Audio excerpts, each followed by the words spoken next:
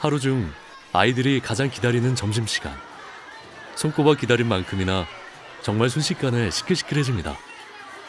그런데 이렇게 온 학교가 들썩이는 와중에도 조용한 곳이 있습니다. 지금쯤 뛰어노는 아이들로 가득해야 할 운동장이 왜 이렇게 조용한 걸까요?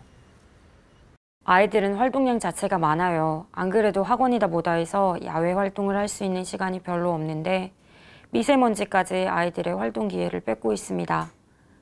미세먼지는 점심시간뿐 아니라 체육시간 풍경마저 바꾸고 있습니다. 운동장에서 진행되던 수업을 체육관 수업으로 대체하거나 교과서 수업으로 바꾸는 경우도 늘고 있죠. 어린아이들의 호흡량은 성인보다 약 2배에서 3배 가까이 많습니다.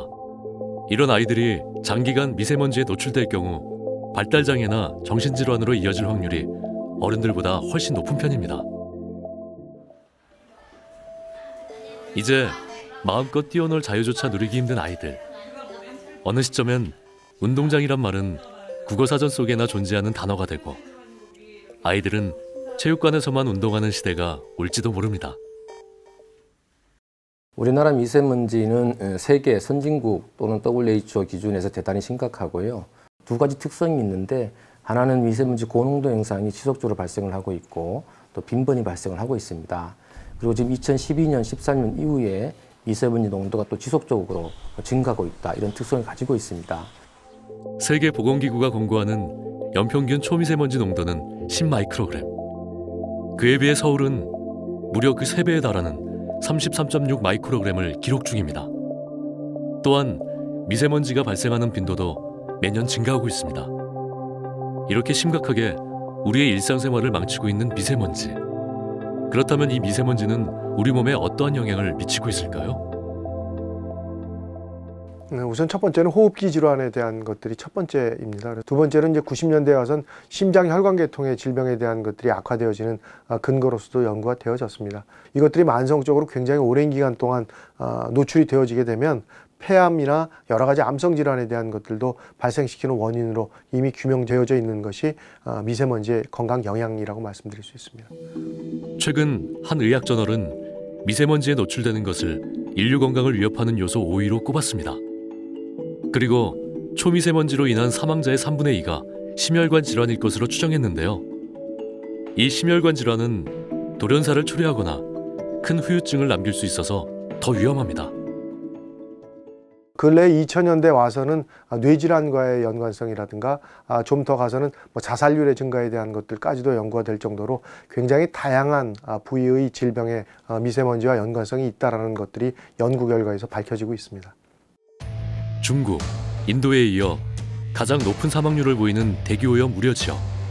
180개국 중 173위에 해당하는 최악의 공기질. 이렇게 수많은 통계와 수치는 우리에게 질문을 던집니다. 그렇다면 대체 왜 유독 우리나라 미세먼지 문제가 이렇게 심각한 걸까요? 여러 가지가 있지만 무엇보다도 도시화에 따른 산림 면적이 줄어든 것과 관련이 있습니다. 전 세계에 유례가 없을 만큼 단기간에 눈부신 경제 발전을 이룬 나라. 1인당 국민소득이 29,000불에 달하는 풍요의 시대. 지난 노력은 우리에게 분명 고도의 성장을 안겨주었습니다.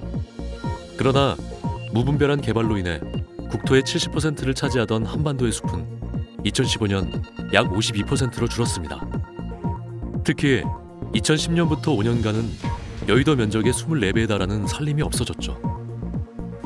이러한 급격한 산업화는 결국 우리에게 최악의 공기질을 남겼고 우리는 일상생활은 물론 각종 질병 위험에 노출되어 생활하고 있습니다. 우리 아이들의 미래를 위해서라도 이제는 근본적인 해답을 찾아야 할 시간입니다. 가장 중요한 미세먼지 해결 방안은 나무와 숲에 있습니다. 숲이 가지고 있는 많은 공익적 기능 중 미세먼지 흡수와 대기정화 기능은 다른 방법으로는 할 수 없는 것들입니다. 숲은 미세먼지를 줄일 수 있는 가장 큰 원천입니다. 나무는 잎의 기공으로 숨쉬는 과정에서 오염가스를 흡수합니다. 그리고 줄기와 가지, 나뭇잎의 미세한 구조로 미세먼지를 붙잡아 뒀다가 비가 오면 빗물에 흘려보내죠. 이러한 순기능을 통해 나무는 천연 공기청정기 역할을 하며 각종 질병과 대기오염은 물론 폭염과 소음으로부터 우리들을 지켜줍니다. 자연을 소홀히 한 결과 지금에 이르렀다면 가장 최선의 해결책 역시 자연 속에 있지 않을까요? 다행인 건 그 해답을 찾기 위해 점점 많은 사람들이 동참하고 있다는 겁니다. 세상을 바꾸는 가장 긴 달리기를 통해 나무를 심을 수 있는 아이오닉 롱기스트런 행사장. 이 뜻깊은 행사에 46,000명이라는 시민들이 모여 희망을 보여주었습니다. 변화를 위해 행동하는 사람들, 나보다 우리를 먼저 생각하는 사람들, 지금보다 미래를 생각하는 사람들, 이런 사람들이 모여 우리에게 이야기해줍니다.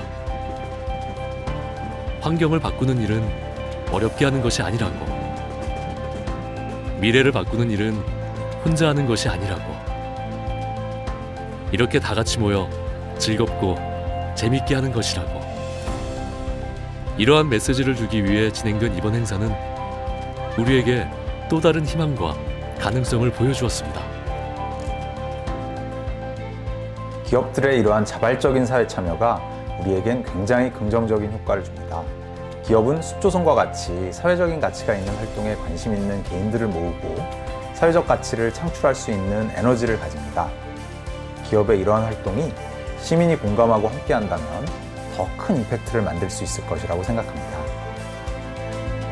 인천에 있는 아시아에서 가장 큰 규모의 쓰레기 매립지. 매일 2,500만 명의 시민들의 쓰레기가 모이는 곳. 바로 이곳에 환경을 생각하며 달린 시민들의 참여로 나무가 심겨집니다.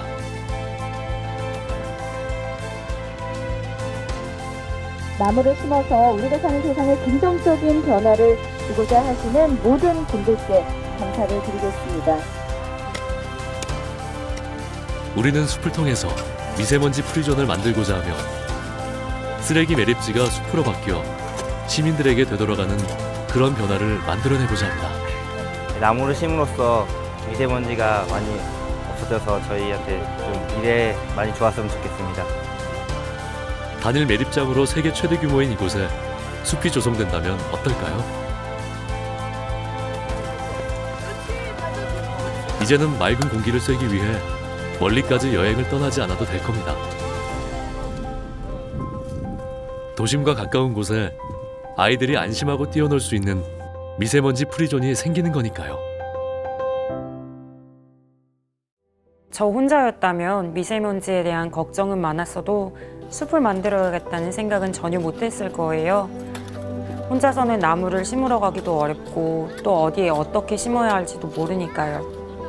이렇게 많은 사람들이 재미있게 숲 만들기에 참여한다면 푸르른 미래를 좀 더 일찍 만날 수 있지 않을까요? 우리는 행복한 삶을 누리기 위해 지금보다 더 나은 환경을 꿈꿉니다. 그리고 우리뿐 아니라 다음 세대에게도 맑은 공기와 깨끗한 자연을 남겨줄 수 있길 바라죠. 그러기 위해서 우리는 숲에서 그 해결책을 찾고자 합니다. 모두의 더 나은 삶, 행복한 내일을 위해 우리는 나무를 심고 숲에서부터 희망을 찾기로 했습니다. 희망을 찾아가는 긴 여정, 우리의 프로젝트는 이제부터 시작입니다.